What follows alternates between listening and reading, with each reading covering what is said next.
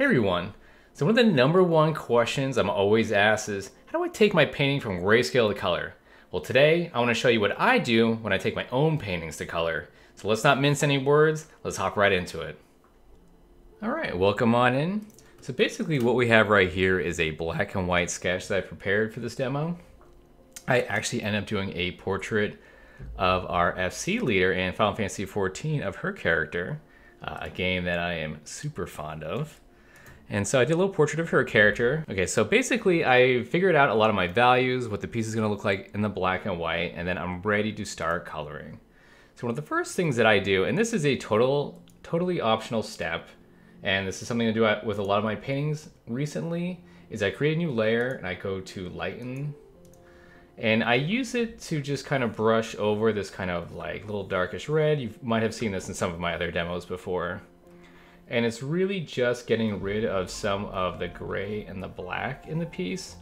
I know when I'm going to start to color that you're always going to be kind of battling this kind of black and white sketch underneath and to avoid it from being muddy. And I know I want these pockets of deep red to kind of bleed through around, say, I have certain areas that I kind of saturate more than others. I know I want it to bleed through in the painting later. And that is usually kind of around the ears, maybe a little bit around the jaw and chin area, the nose, nostrils, the lips, maybe the interior of the eyes near the eye, tear ducts. You know, maybe you can get some little bits kind of peeking through. I use it to kind of centralize focus on the piece. You just want to be careful because you can oversaturate a piece fairly easily. So my next step that I do is I want to start establishing kind of what my local color is going to be. And just what is the base level of color without any lighting or reflected light. And so she's got kind of like she has a black hair, but usually with black hair, you want to get a little bit of color in it. So I may do a little bit of blue. And then if you're doing a multiply layer, remember it's gonna be a lot darker than normal. So we'll put this to multiply. And multiply is good for me because it lets me still see my drawing underneath it. I'm just using kind of like a hard brush right now too. Like, I don't mind even still being messy, even with a clean sketch. You don't have to be crazy about it. I'll start to kind of just apply this right on top. And if it hits over to the skin, that's okay right now. She's gonna have some kind of gradients of color in her hair as well, but we don't have to worry about that. So I want to give as much a good base of this demo in real time, and then once we kind of establish how we're going to tackle the entire piece, we can kind of just time lapse into a final. But that same kind of thought process and elements is going to apply throughout the whole thing. Once we get all this in here, you know, you can always lasso this all in, paint it, but you know, I like to do it by hand. You know, there's still some type of like looseness that I think that I like. You know, I think sometimes when you just lasso stuff and gradient colors, a piece can look nice, but sometimes it can get like, if you want to try to avoid looking super digital. So we can actually put this in here and then maybe airbrush fade some of these colors out. So we'll bring in some of this into her brows. You know, I'm not gonna want her brows super dark, but we can just pepper it in. And say if I grab the airbrush of my brushes, which you can always grab a link to my brushes down below, just kind of airbrush some parts out. So you're starting with the piece that's fairly desaturated. You know, I like to build up my saturation and figure out where I want to put my colors, right? And so basically we're gonna add a kind of a base for what we're gonna have the skin tone to be. I usually kind of like it around this area. And let's just go right in, oops, I'm still on the eraser. This whole thing.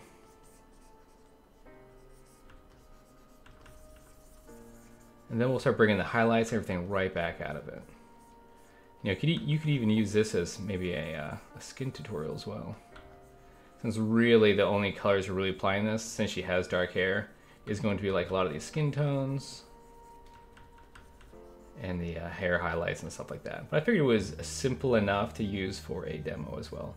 See how some of that red bleeds out from behind her neck? That's the type of thing that I like that effect to have as I continue painting.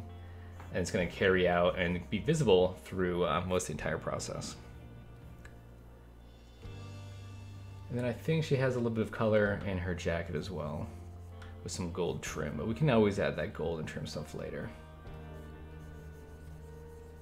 So let's just plop this in right now. And you can always tackle some eye color. I think her eyes are a bit of green in them. All right, so basically what we have right now is kind of this, it's pretty saturated, it's kind of like one tone, but we have a lot of our values still bleeding through from the black and white that we've already established, which has done quite a bit of work for us already, which is nice. And so basically what I'm going to do from here is usually create one overlay layer, and then we're going to get into normal layers. So we have, let's just to recap, we have this lighten layer, the multiply to kind of establish some darker colors without getting too saturated.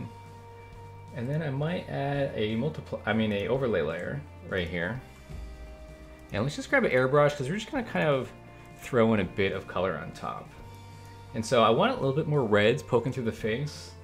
You know, you get those kind of rosy cheeks or the nose, that kind of like underlying blood flow that makes it feel like skin, right?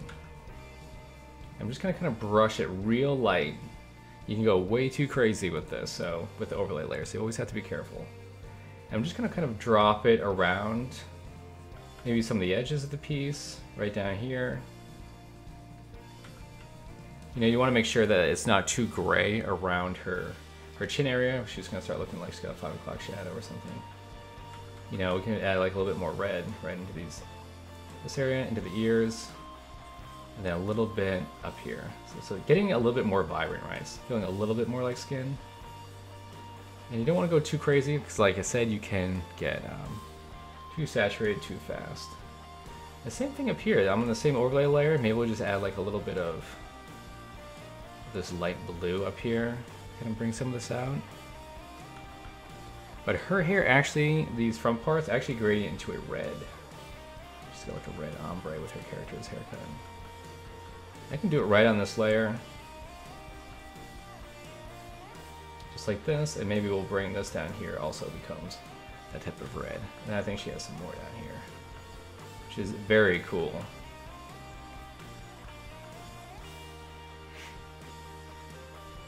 And then maybe we'll bring a little bit more of that color into the lips itself. Okay, so we have a little bit more of a base. So it's still pretty muddy.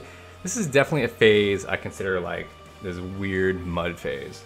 You kind of have some overlaying colors, but it's very muddy. And so then basically from here, I like to have more of a control over my painting. And so let me just throw all these in its own layer set here. You know, this we can call this just like stage 1 of how I start painting, right? And then over here, let's just call this stage 2.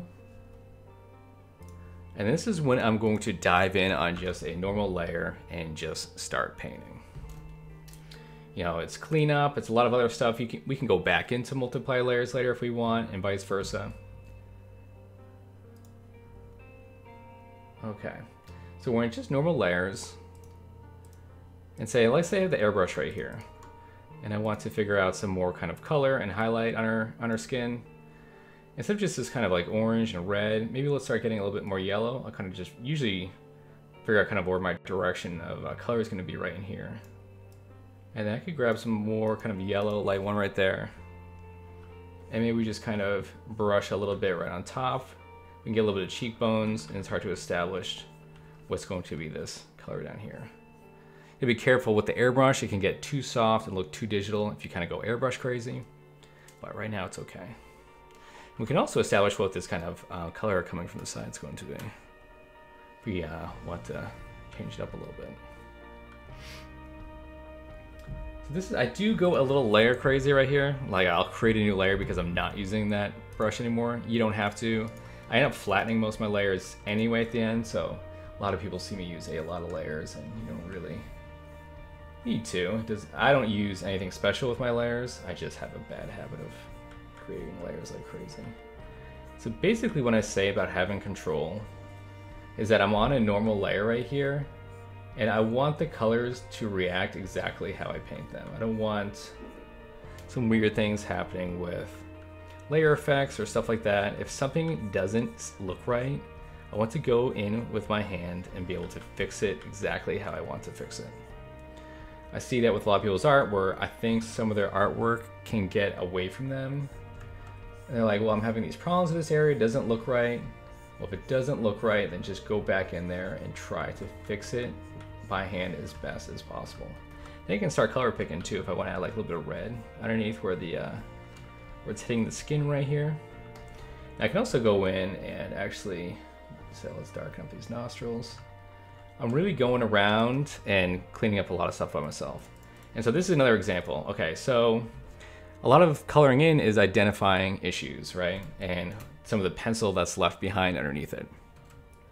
Or, you know, pencil, digital, whatever it may be. So this is pretty kind of dirty underneath the nose, right? It's kind of just like this brown, it's left over from the sketch. It's not really like a nice color. So really I'll just grab it by hand and say like, okay, so we exist right here on the color wheel. You know, I still want it to be dark, but let's have it not be so gray and let's push it over to about right here. And then let me just start brushing that color on top of it. And now I am just kind of manually getting rid of this underlying kind of gray pencil that exists underneath. You know, if you have the ability to paint and just go straight into color, you can skip a lot of this. I do enjoy spending a lot of time in the black and white. It helps me figure out a lot of my work. So unfortunately, I do have to spend a lot of time kind of with these steps doing cleanup. I know if I went faster into color, my work would be faster. And hopefully I get there someday, but right now this is just a comfortable step for me. And so this kind of same issue that we're seeing right here, I'm trying to zoom in more than I usually do, just so you guys have an easier time seeing it. It's the same with the lips right here. We have a lot of this kind of sketch underneath. Why don't we grab some of this dark color? We can kind of re-sketch where this upper lip is actually connecting. Sketch it right down underneath. Grab this little crease. And so, same thing right here. Maybe I'll grab some of this little lighter color. A little bit more red so it's not so gray. Slowly smooth this out. I'm just using the DG main brush that I usually use. That's available in my brush pack below. And just kind of slowly get rid of that. And see, we're slowly kind of getting rid of a lot of the gray color that exists underneath, right?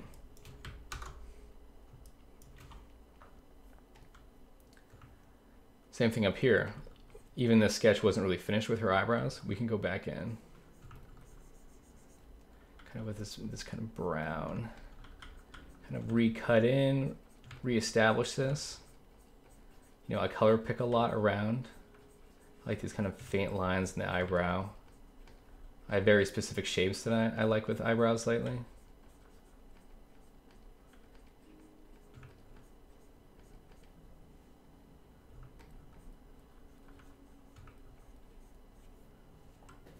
Just like that.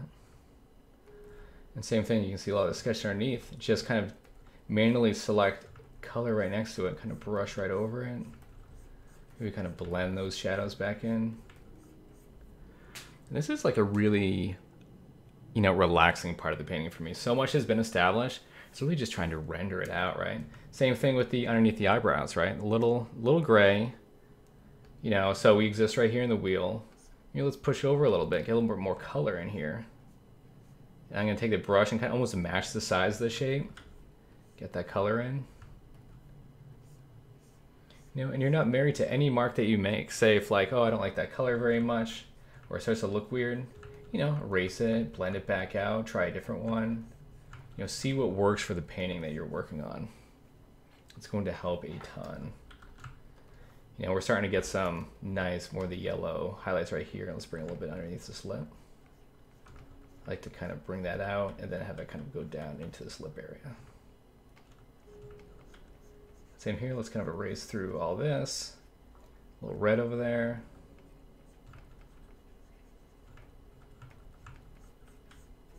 And then we're just cleaning again. Like I said, it's like a lot of cleaning. You're gonna find this type of stuff kind of all over.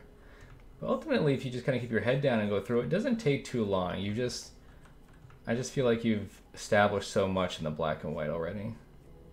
That's not too bad. You know, and I see some areas over here I can color grab some of that dark. It will kind of reestablish some of this jaw. You know, with the jaw, I don't like it to be too sharp of a line because your jaw does curve a little bit as it goes underneath, right? So you don't want it too sharp. We'll bring this right up. And so this is something I can do also. So this part of the hair, kind of right here, you know, looks a little dark. You can't really see it too well. It actually looks like an area that might get a lot of highlight considering where our light is. So let me make a new layer because, you know, why not? And you can totally just start brushing right over it. So we're over here. Yeah, maybe this is red. I don't even mind going over some of these marks. We can kind of, if I let a little bit bleed through, I can kind of see where it was. And we'll kind of just blend that out. Then I can take some of this darker color and kind of reestablish where some of these lines were for the hair. And kind of do the hair like I usually like to do it. You know, all these little things. You know, just because this is darker and muddier doesn't mean I can't just paint right over it and fix it and put it exactly where I want. But I have a good starting line, you know, a good base to start with. And I think that's super important. I think it's these kind of starting steps that can be challenging for a lot of artists, especially a lot of people that are just starting to digital art and doesn't act the same way as their kind of normal paints or like acrylic or oil. Because, you know, this is definitely a different way of working. I couldn't translate this really over to painting in oil.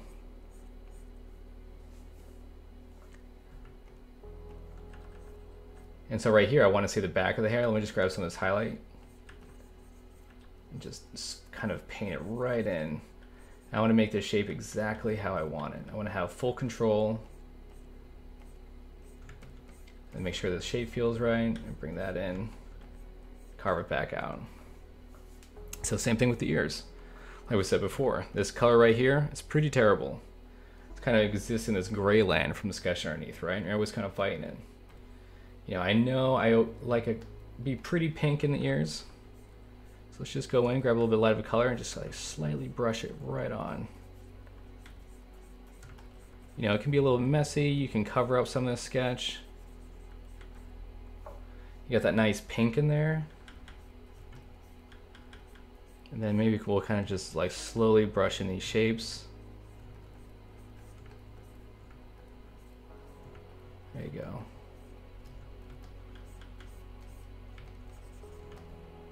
And then maybe some of this dark area where it's actually kind of going to the ear. You know, you don't have to get too crazy with the ears either. They can be pretty simple. Perfect.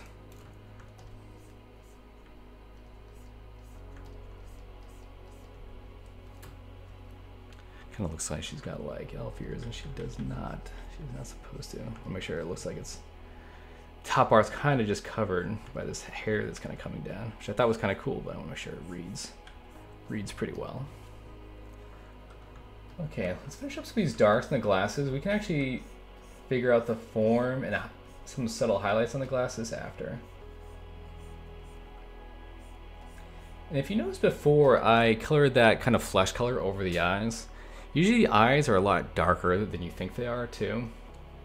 And then I like to add just like a little bit of white and blue to the eyes a little bit later, but I think there's actually a lot of that color will remain within the eye. And then you can also go in and slowly kind of clean up some of this darker color underneath, connecting to the lower eyelid here.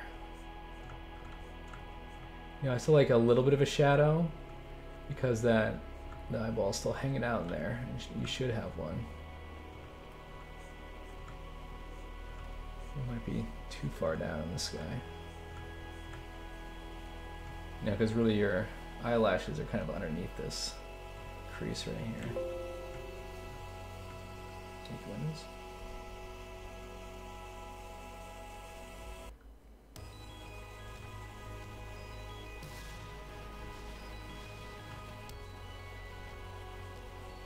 And we can go in with more kind of like highlights later. Maybe we can make our nose more subtle. tons of different ways we can go with this whole piece.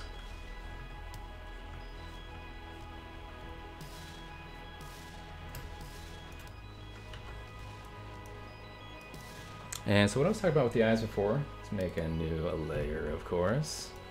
So this is the eye color we're working with right now. It's definitely very kind of fleshy, right? Maybe I'll grab like a little bit of blue and drag it right here. And I just want to kind of slowly dab it on, just real light, a little bit more towards the center. I want to go pretty subtle with the color. You know, I don't want the thing to feel totally monochromatic as well, so those colors in is pretty nice. So yeah, I want to get a little bit more color on the lips. Lips should feel pretty vibrant as far as their color is concerned.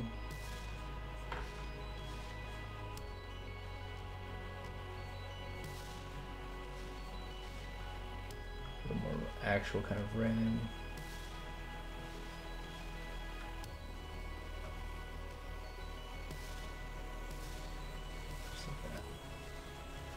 And so a lot of these things are going to continue throughout. So like the shadow underneath the jaw, that area, that has to be kind of reestablished.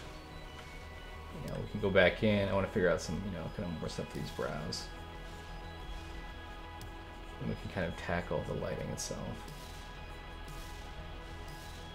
And same with this highlight. So this highlight kind of became green. We'll kind of make that become white again. Just like that.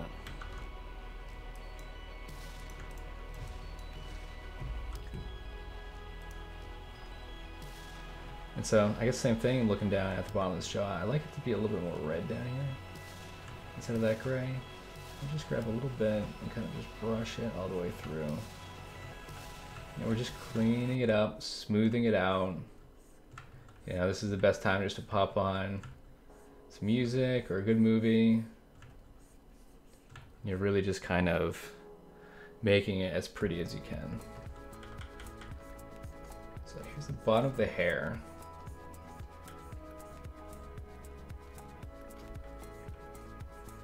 Like I said, you can always re-establish any shape. Some parts are they feeling too thick? Is it feeling too weird? Go back in, paint it out, and then maybe we'll put some thinner lines in here, make that feel a little bit better. And our hair actually goes pretty red. And so I want to show you guys this step in case, so we don't just see it in the time lapse and you're curious. So if I see a step like this, right, like say with their hair, it's kind of one shade of this kind of purpley red. And at the end, I want to go definitely a lot more vibrant red as we slowly push up the saturation on it. We can make another overlay layer. Let's go up to the airbrush here. And we can make it pretty vibrant. And let me just fade it into the hair. Just like that. You know, I can take the eraser, kind of cut out some parts. I don't want to hit all these parts of the skin. You can even erase back in and create these cooler shadow areas like this. And you can make like these little cuts that might have a little bit of interest to it, which is sometimes I do. Kind of like that. And then we've established we're slowly building up that saturation and see where it goes. And maybe that color affects something else. And then one thing I noticed, so we did that, I'll make it like a normal layer, go back to my DG main, and I don't like how hard edged it is from the hair to the edge of the hair. So let me just grab some of this inner color and just slowly brush it out right here. Just like that. And then we can kind of mess with the shadow on her face. If her hair is that red and the light's coming over there, it's probably gonna be a lot warmer of a shadow. So this is basically the entire process and how I start to color a piece. Basically what you see from here on out is that cleanup. I just go from like top to bottom, clean up the entire piece, and then we have a final. So I'm gonna go into a time lapse. This might probably gonna take me another hour or so to finish this up. But if you guys have any questions or any tutorials you wanna see in the future, I hope this clears up a lot of questions. I know it's a big struggle for a lot of people to go from black and white to color. And I really wanted to make a video on its own that kind of just shows you how easy and simple it can be. and to not be scared by it, and just always remember you have total control over your painting. Something doesn't look right, create a normal layer, and then just create the color and shape that you want to exist on top of it. Okay, I'll see you guys at the end of the painting. Thank you so much.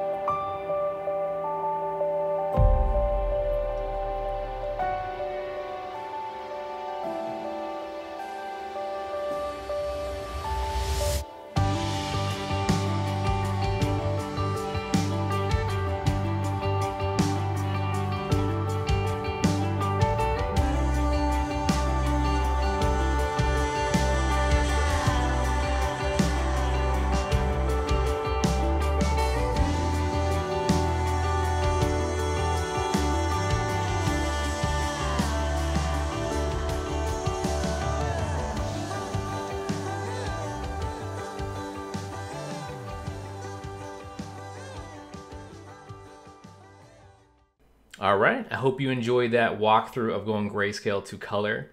You can obviously render it more if you want, render it to your heart's content or to where you feel happy with it. So if you like this type of content, definitely subscribe, leave a comment below on what you want to see next time, and have a great day today.